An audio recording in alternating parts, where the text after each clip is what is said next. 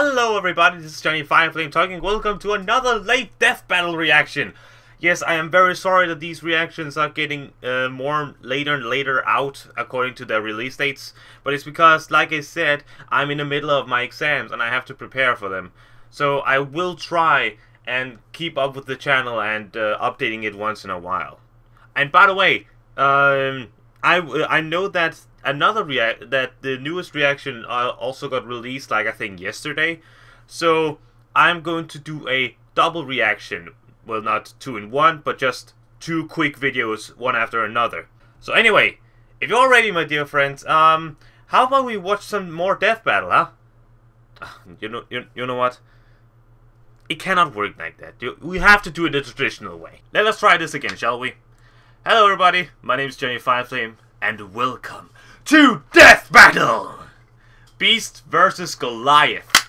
Now, I don't really know much about these 2 characters. I know Beast is from X-Men, and basically his story that he is a, I think he was a scientist who had ape feet, according to his mutation, and then when he tried to cure himself, he instead, like, increased the process of his mutation, resulting in him turning into the beast that he is today. Beyond that, I'm not really sure what he's capable of. He is intelligent, but I'm not really sure. When it comes to Goliath, the only reason I really know about him is because I have seen the Nostalgia Critics video about gargoyles, which is the cartoon that he is from. I am not sure if he is known on any other media. I am not sure if he is or not. But who do I think is going to win? Who do I want to win? Who do I think is going to win? I have no idea. And who I want to win? Probably Goliath, because he looks freaking awesome. He has an awesome voice. That's all I know. So if you're ready, my dear friends, let us watch Death Battle. Beast versus Goliath. 3, 2, 1, go.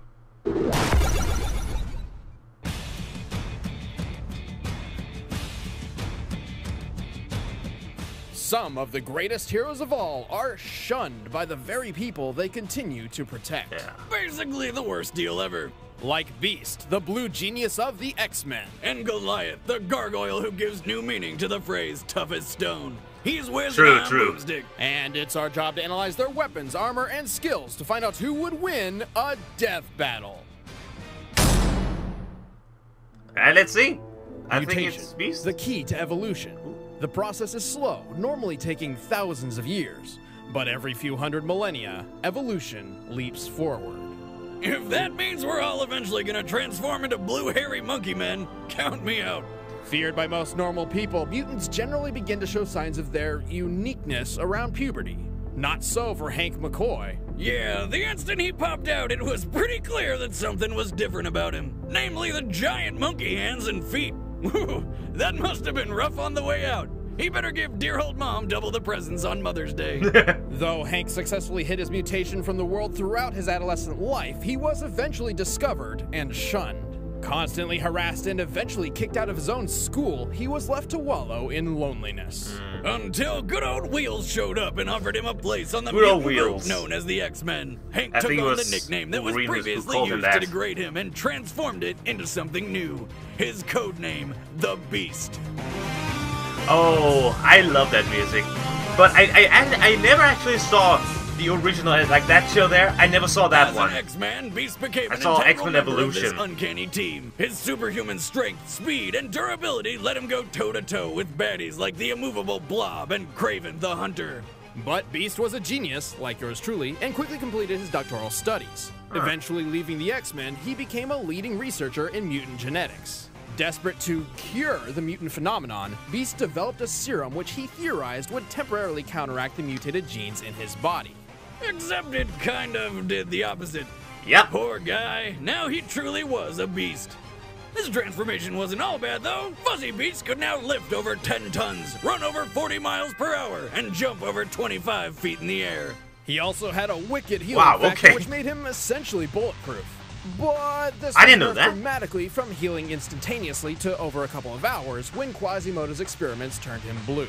For a scientific What? genius, he never did quite figure out how to turn back to his old self. I mean, he's been able to turn into a Catman, a Horseman, Blue Kelsey Grammer, and even Sasquatch. Somehow he always ends up as his classic Blue Ape self. Now unable to hide in plain sight, Beast had little choice but to return to the X-Men as a teacher and a leader. As my research makes evident, it is possible to enhance the intelligence of mollusca cephalopoda, such as the squid, to the same level as that of the average human. Even a little... He looks like a dog! I'm afraid I must leave early, so I'll hand you over to my new teaching assistant, Mr. Cephalopod. Hold on, everyone. Now, where were we? Wait, is that an anime? Several aspects of cognitive intelligence. Were there any questions? Wait, what? What? He actually Beast made isn't just a what? genius, he's also a ridiculously strong fighter. He has survived hits from the Juggernaut, smashed open a tank with his bare fists, hit the ground with a punch so hard he created an earth-shattering shockwave. Whoa. And lifted a solid gold oak tree. Solid A gold? cubic foot of gold weighs approximately 1 ton. Comparing the diameter of the tree to Hank's height, it's reasonable to believe that this golden tree weighs at least 60 tons. Or a shit ton, to be precise. Despite Shit his ton athletic of skill gold. and enormous strength, Beast is a pacifist, preferring diplomacy over fisticuffs. Yeah, I He is can rarely imagine. eager to enter a fight. In combat, he usually relies on his teammates to throw punches. Sorry, while that he was a holds Shakespeare back to come up reference, with it was too game-winning easy to make. strategies using his brilliant mind. Like the time he figured out how to use Juggernaut's own bulk against him. Ooh. As Archimedes said when he discovered the principle of displacement, Eureka. But when he Eureka! gets angry, he'll enter a rage which makes him so uncontrollably fierce, he's a danger even to his closest friends. Literally Oh, that's evolution. unleashing the beast within. Beast's monstrous appearance remained a permanent part of his life. He was never truly accepted by society, and even had to leave the woman he loved for fear she would become a target of mutant haters. But if he could have his way, he would spend his days hanging from the ceiling with a nice cup of tea reading Shakespeare. But we don't always get what we want, so he'll have to settle for kicking ass. With faint heart, averted feet, and many a tear, in our opposed path to persevere. What? Minor poet for a minor obstacle. I don't get it. Ooh, now the big 1,000 guy. years ago, superstition and the sword ruled. It was a time of darkness. It was a world of fear. It was the age of gargoyles. Ooh. Badass cartoon intros. Stone by day, warriors by night, gargoyles used to be common throughout the world. Like the stone statues they inspired, gargoyles were known as protectors. Guarding their home and those inside was always their top priority. It's not every day your garden statue is also your top build. That would be kind of freak if I could have garden gnome outside and suddenly by night you hear. 994 AD, a clan of That gargoyles formed a would be symbiotic like relationship freaky. with the humans of a Scottish castle. Using their superhuman strength, keen senses, and warrior spirit, the gargoyles defended the castle from invaders at night. In return, their human allies would watch over them during the day when they are most vulnerable, as gargoyles turn to solid stone in daylight. The gargoyles were led by Goliath, a creature with a voice so sexy it makes humans turn to stone. If you know what I'm saying. You are trespassing. Ooh. That's an awesome voice. Unfortunately, due to their beastly appearance, Goliath's clan eventually faced unjust prejudice from the very humans under their protection. We are most seriously displeased to allow beasts in the dining hall. These are unnatural creatures. No good can come from associating. All they're doing is protect our castle by night and make sure we can actually sleep safely at night. Monsters, I tell you, His entire monsters! plan to be smashed to bits. Then the few that did survive were magically sealed in stone forever by a misinformed wizard. Talk about a shitty Monday. Sealed in stone forever, or until one very specific, seemingly impossible criteria was met. The terms of the spell were that they would sleep until the castle rises above the clouds. And when he says above the clouds, he means it literally. So, stone they remained for 1,000 years until like he's in the thinker. 1994. Some billionaire with Why a do name we that ever sounds like an protect these antidepressant people? just happened to I be never crazy enough understood to try something. Xanatos moved every last stone of the ancient castle to the top of his New York skyscraper, which happened to poke above the clouds. The cost of which must have been astronomical. Don't disappoint me. Oh, as Nostalgia Critic says, the most epic wake-up yarn ever.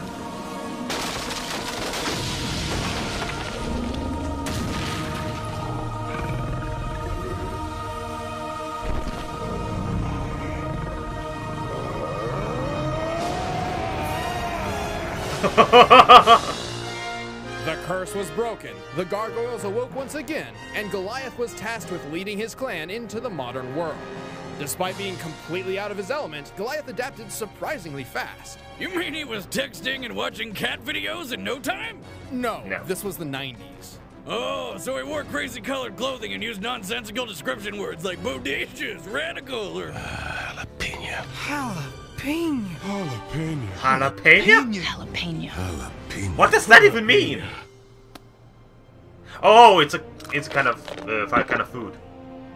Oh, it's a jalapeno. Okay. Jalapeno.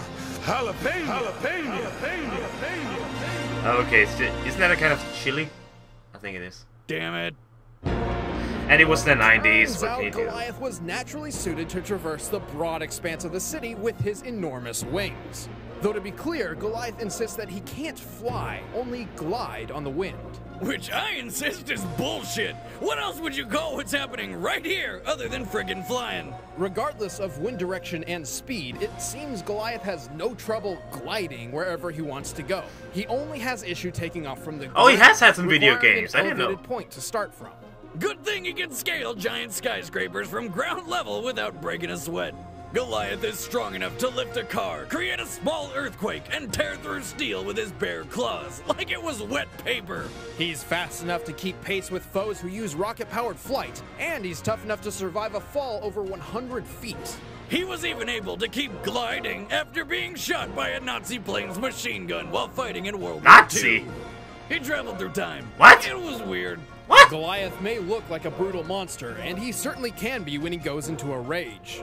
However, he's actually rather clever and wise. He was able to outsmart Oberon, who is practically an all-powerful magical god.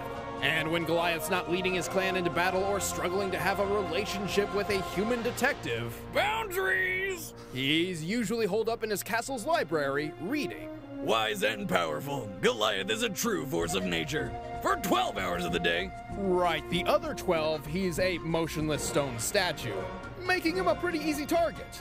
Even when he's awake, Goliath often puts himself in danger for the sake of others, regardless of the risk. Hey, he's managed to survive for over 1,000 years, and believe me when I say, you do not want to be on this gargoyle's bad side. My name is Goliath, and I belong to no one. Stop whining. A gargoyle doesn't whine. He roars! This is whining! All right, the combatants are set. Let's end this debate once and for all. It's time for a death battle! Pause! Okay, so, okay, it's kind of funny how each beast has like a rage side, but also just prefers to read. It's kind of funny how that works with creatures like them. So who do I think is going to win? Okay, both are clever. Both knows how to strategize in mid-combat. I guess the only real advantage Goliath has over Beast is that he can fly. I can't really think of anything else. So if I would say anything after all this, I would say that Beast might win. But I've been wrong before. So I'll say that Goliath is going to win, because of irony. So I'm all ready to continue. 3, 2, 1, go. Oh, if it's in the middle of the day, then Goliath's in trouble. Oh, Beast. Oh, it's setting, okay. Time's just sped up.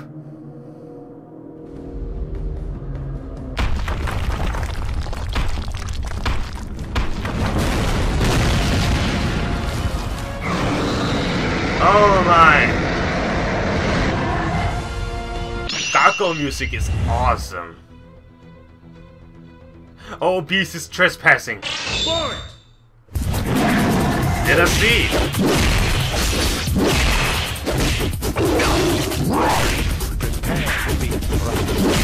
And this is most of a brawler battle.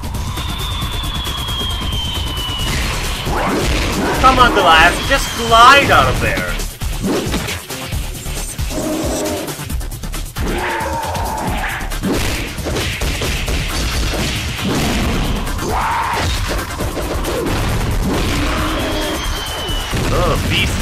the upper hand in this one.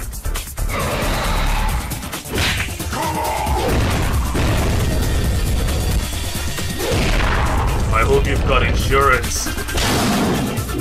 Jesus. Oh, broke that thing in half. Ow! That must have hurt. Oh, oh, ow, ow, ow, ow, wow, wow, oh! I was right! Woo! They never show you that shit on 90s cartoons. No. Beast and Goliath were pretty even in terms of strength and speed, making this more so a battle of wit and experience. Beast was always more of a team player, preferring not to fight directly unless absolutely necessary. And since Goliath spent decades defending his ancient castle in New York from Vikings, thugs, magic beings, and ghosts, his combat experience trumped Beast's. Also, be careful not to misinterpret Beast's golden tree feat. While it might sound far more impressive than anything Goliath has done, Beast did not actually lift the whole 60-plus ton tree off the ground. It's nothing surpassing his usual feats. Hey, one time Goliath got nailed in the back by an anti-aircraft round. That's right, Goliath got shot by a gun designed to destroy airplanes, got back up and dropped a radio tower on the fools that tried it. And Beast didn't wait until sunrise for an advantage for two reasons. One, he didn't know what would happen because gargoyles in his universe don't share the Stone by Day rule. And second, Beast isn't tough enough to stand against Goliath for 12 hours straight. Finally, Beast has fought somebody similar to Goliath named the Griffin, and only survived the fight due to his fellow X-Men Angel's help. In the end, Beast just didn't have the heart to keep up with the gargoyle. The winner is Goliath. Woo! I was right! Next time. Okay, I know whose next time is because I saw the thumbnail of the video. There he is. Showtime! That's what you say in Japanese, if I'm correct. I'm looking forward to seeing this lineup. Solid Snake. It's showtime. Showtime! Hey guys, thanks for watching. I'm Ben, I play Wiz. And I'm Chad, oh, I hello. play Boomstick. And next time on Death Battle, Solid Snake. We've had Snake requested over and over and over again for years, and actually a few different possible matchups. But if you guys want to see who he's fighting, make sure you go follow us on our social media. That's @ScrewAttack on Twitter or Facebook.com/officialSA, because we'll be announcing his combatant very soon. But in the meantime, be sure to check out the latest Game Over Thinker and the latest Desk of Death Battle, which is all about how Tony Stark's brain tumor once saved the world. It's absolutely ridiculous. You need to go watch it. Thank you guys so much for watching Death Battle. We hope you enjoyed the episode. Okay, so that was a good battle. I'm glad to be more right for once. Yeah, it is pretty cool. I do also say I think I like Goliath more out of the two.